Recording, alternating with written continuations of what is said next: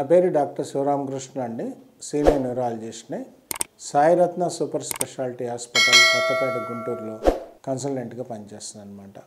ఈ రోజున నేను అవగాహన కార్యక్రమం మెయిన్గా తలనొప్పి మీద చేద్దాం అనుకుంటున్నాను. మెయిన్గా మైగ్రేన్ సంబంధమైన తలనొప్పి మీద చేద్దాం అనుకుంటున్నాను అనమాట. మీకు సొసైటీలో తలనొప్పి అనేది చాలా కామన్ కంప్లైంట్. జ్వరం తర్వాత, బాడీ పెయిన్స్ తర్వాత సాధారణ మనిషికి వచ్చే కామన్ కంప్లైంట్స్లో తలనొప్పి ఒకటి మాట. తలనొప్పి అనగానే చాలామందికి ఏంటంటే మామూలు తలనొప్పే కదా అనుకుంటారు. కానీ తలనొప్పిలో మెయిన్గా మామూలు తలనొప్పులు ఉంటాయి, ప్రమాదకరమైన తలనొప్పులు ఉంటాయి.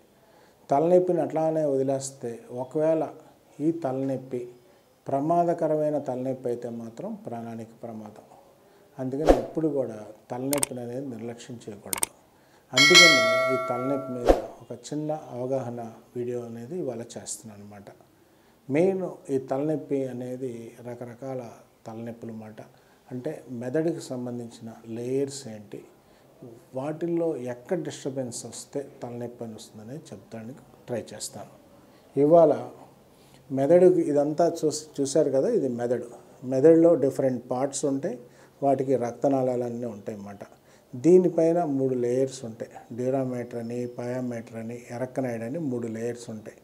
దానిపైన స్కల్ ఉంటుంది. స్కల్ పైన స్కిన్, హెయిర్ అని ఉంటాయి అన్నమాట. సో ఈ మెదడులో తేడా వచ్చినా, రక్తనాళాల్లో తేడా వచ్చినా, లేదా పైన లేయర్స్లో తేడా వచ్చినా, లేదా స్కల్లో ఏమైనా తేడా వచ్చినా, లేదా లోపల ఫ్లూయిడ్ ఉంటుందన్నమాట, లోపల వెంట్రుకులర్ స్పేస్లో ఆ ఫ్లూయిడ్లో తేడా వచ్చినా కూడా తలనొప్పి వచ్చే ఛాన్సెస్ ఉంటాయి. ఇన్ జనరల్ వీటిలో తేడా వచ్చి మెదడులో ఒత్తిడిలో తేడా వచ్చినప్పుడు ఆ తేడా అనేది తలనొప్పి కింద వస్తుందన్నమాట. కొన్ని రకాల, ఇందాక చెప్పాను కదా, తలనొప్పిలో 2 రకాల వెరైటీస్ ఉంటాయి. ప్రమాదకరం తలనొప్పులు, ప్రమాదం లేని తలనొప్పులు అని. వాటిల్లో ప్రమాదం లేని తలనొప్పి మైగ్రేన్. అలా అని కంప్లీట్గా కొట్టేయకూడదు. దీన్ని నెగ్లెక్ట్ చేస్తే దానివల్ల పేషెంట్కి వర్క్ డిస్టర్బెన్స్, తర్వాత క్వాలిటీ ఆఫ్ లైఫ్ తీవ్రంగా ఎఫెక్ట్ అయ్యే ఛాన్సెస్ ఉంటాయన్నమాట. ఉదాహరణకి ఇంతకుముందు మైగ్రేన్ అనేది మన సొసైటీలో పెద్ద ప్రాబ్లం కాదు. కానీ మారుతున్న జీవనశైలి, పర్టికులర్గా సాఫ్ట్వేర్ ఎంప్లాయీస్కి, స్టూడెంట్స్కి యాంగ్జైటీ ఎక్కువైపోయి మెదడులో ఉన్న కెమికల్స్లో తేడా వచ్చి మైగ్రేన్ వస్తుంది. అదే కాకుండా మామూలుగా స్కూల్ స్టూడెంట్స్లో ఎక్కువ స్ట్రెస్ లెవెల్స్ పెరిగి బ్రెయిన్లో న్యూరో ట్రాన్స్మిటర్స్లో తేడా వచ్చి తలనొప్పి వస్తుందన్నమాట. న్యూరో ట్రాన్స్మిటర్స్ అంటున్నాము, న్యూరో ట్రాన్స్మిటర్స్కి తలనొప్పికి సంబంధం ఏంటి అని ఒక చిన్న డౌట్ మీ దగ్గర ఉండొచ్చు. న్యూరో ట్రాన్స్మిటర్స్లో 5-హైడ్రాక్సిట్రిప్టమిన్ అని ఒక కెమికల్ ఉంటుంది. అది మెదడు లోపల ఎక్కువ కాన్సన్ట్రేషన్ ఉంటే అది మెదడుకి సంబంధించిన రక్తనాళాల మీద ఎఫెక్ట్ చూపించి రక్తనాళాలు డైలేట్ చేస్తుంది. అప్పుడు వచ్చేదే మైగ్రేన్ అంటన్నమాట. అందుకని మీరు తలనొప్పి అని కేటగరైజ్ చేసేటప్పుడు తలనొప్పి అనేది ప్రమాదకరమైందా, ప్రమాదం లేనిదా అనేది డిసైడ్ చేయాలన్నమాట. చాలా రకాల తలనొప్పులు, 100% తలనొప్పులు సింపుల్ టైప్ ఆఫ్ హెడేక్స్. కానీ ఆ 5-10% ఆఫ్ ది తలనొప్పులతోనే వచ్చింది తంట. వాటిని ఏమన్నా మిస్ అయ్యామంటే పేషెంట్కి ఏమైనా రిస్క్ వచ్చే ఛాన్సెస్ ఉంటాయన్నమాట. సో అందుకని ఎప్పుడైనా సరే కొంచెం తలనొప్పులు అయితే వదిలేయచ్చు, చిన్న తలనొప్పులు.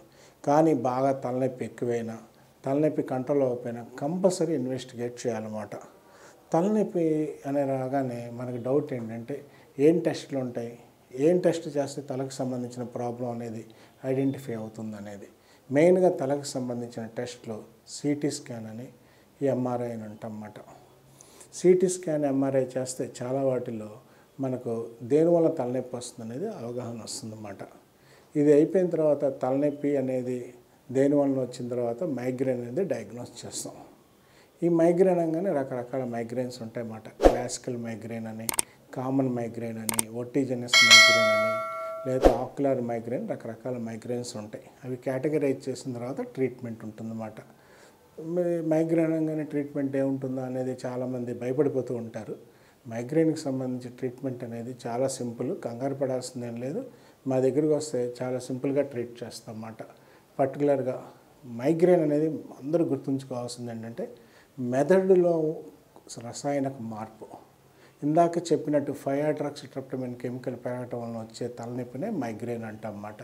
సో ఆ 5-హైడ్రాక్సీట్రిప్టమైన్ని తగ్గించడానికి మెడిసిన్స్ ఉంటాయి. ఆ మెడిసిన్స్ వాడితే మైగ్రేన్ తగ్గుద్ది. నొప్పులకి సంబంధించిన ట్యాబ్లెట్స్తో పాటు ఆ కెమికల్స్ని తగ్గడానికి మందులు ఉంటాయి. అవి వాడితే చాలా కేసులో మైగ్రేన్ అనేది తగ్గుతుందన్నమాట. దీంతోపాటు జీవించే విధానం, ఫర్ ఎగ్జాంపుల్ స్ట్రెస్ తగ్గించుకోవాలి, రోజు వాకింగ్ చేయాలి, కొన్ని రకాల ఆహార పదార్థాలు చాక్లెట్స్ అని, ఐస్ క్రీమ్స్ అని, మసాలా అని అవన్నీ కూడా తలనొప్పిని పెంచుతుంటాయి అన్నమాట. అట్లాంటివి ఖచ్చితంగా మానేసేయాల్సి వస్తుందన్నమాట. ఎందుకు తగ్గని తలనొప్పులు ఉంటాయి. అందుకని ఎప్పుడైనా సరే తలనొప్పి కానీ ఇలాంటివి వస్తే మా దగ్గరికి వస్తే ఎందుకు తలనొప్పి వచ్చింది, ఎందుకు కేటగరైజ్ చేసి ఏ టైప్ ఆఫ్ తలనొప్పి అనేది చూసి దానికి సంబంధించిన ట్రీట్మెంట్ ఇస్తే వెంటనే తగ్గుతుందన్నమాట. అందుకని ఎప్పుడైనా సరే తలనొప్పి అనేది నిర్లక్ష్యం చేయకండి.